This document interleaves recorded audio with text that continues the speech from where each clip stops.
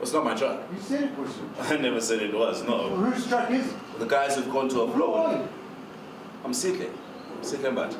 Sure. Sure. Christian. Now. Every gated community has a fence, and every fence has rules.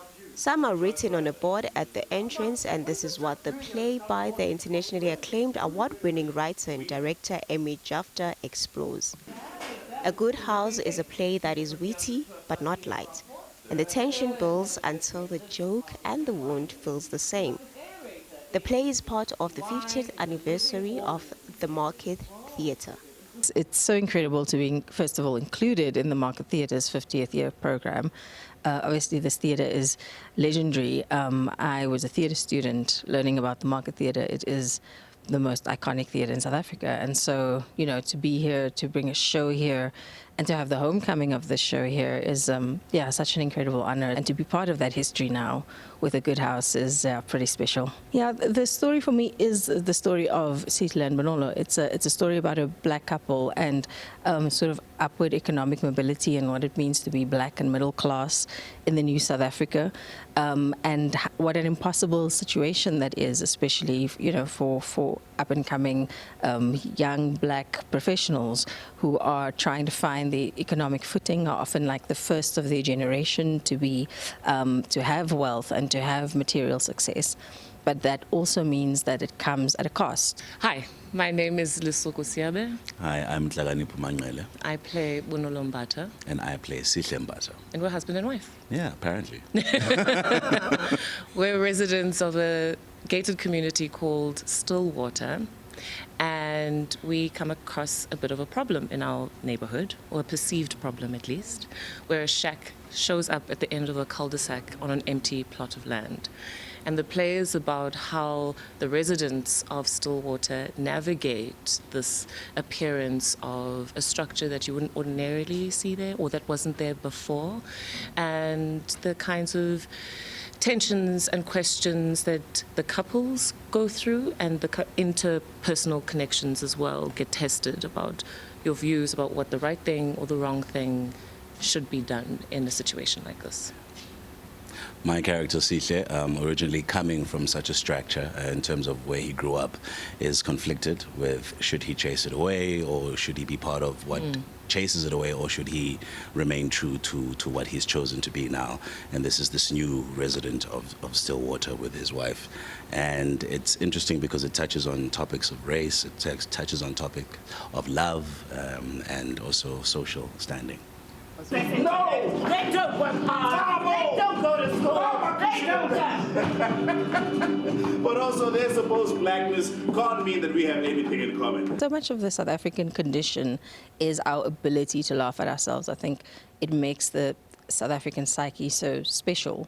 I think what satire is a vehicle. Comedy is a vehicle, I think. It's so often with these kind of like really weighty topics, we're talking about big things. We're talking about racism and exclusion and land ownership. We could get on a soapbox about that, and we could make a really heavy-handed kind of play. But I think laughter is disarming for an audience. Like, so often when you're laughing, you don't realize maybe what you're laughing at until you stop and think.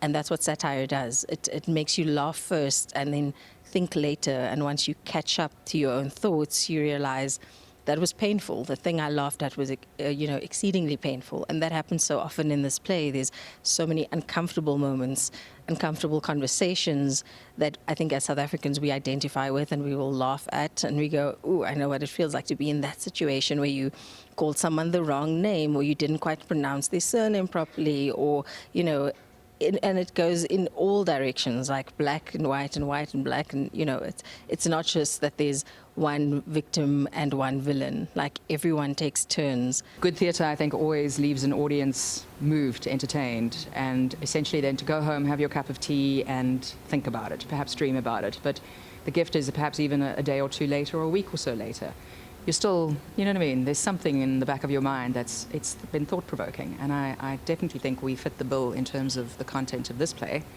So yeah, if it sparks discussion, debate, and a thought process, I think we've ticked a big box. We're asking the question when people can answer them themselves as well. But that's what the play does. It just asks a lot of those questions that hopefully people will continue having the conversation amongst themselves. You are an excellent asset. How do you know? Come again? How do you know he's an excellent asset? Well, I know that he's, well, as you said, how hard he works, the hours, he's smart. Oh, so he's an excellent asset because you know him. I don't understand the question. One of the things for me that I'm really taking away is the importance of like communication and like human connection. Like so many things can go right or go wrong if we don't use and incorporate those two parts. Yeah. And I'm Conrad Kemp. I play Jess's husband, Andrew.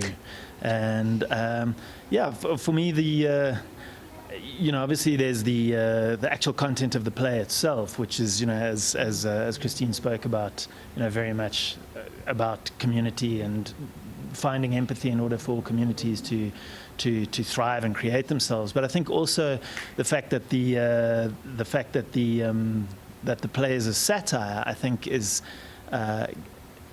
it tells me something in that if we can take our issues seriously but not ourselves too seriously, it gives you a lovely access point. Not to be afraid to jump into the conversation, not to be afraid to look at yourself and look at someone else as part of the same community, the same society. Growing up in a black family, and so there's so many compromises that you have to make, and I identified with those characters so strongly.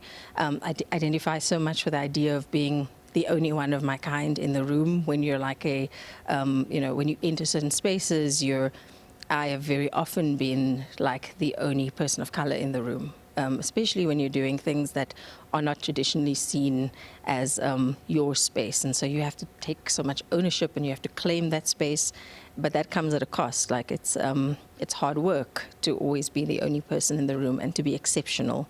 And that's what Sihle and Bonolo struggle with. Which begs the questions, who do we become when we are asked to choose? And what does it cost to keep calling a place a home? For Morning Live, I am Snazo Notho.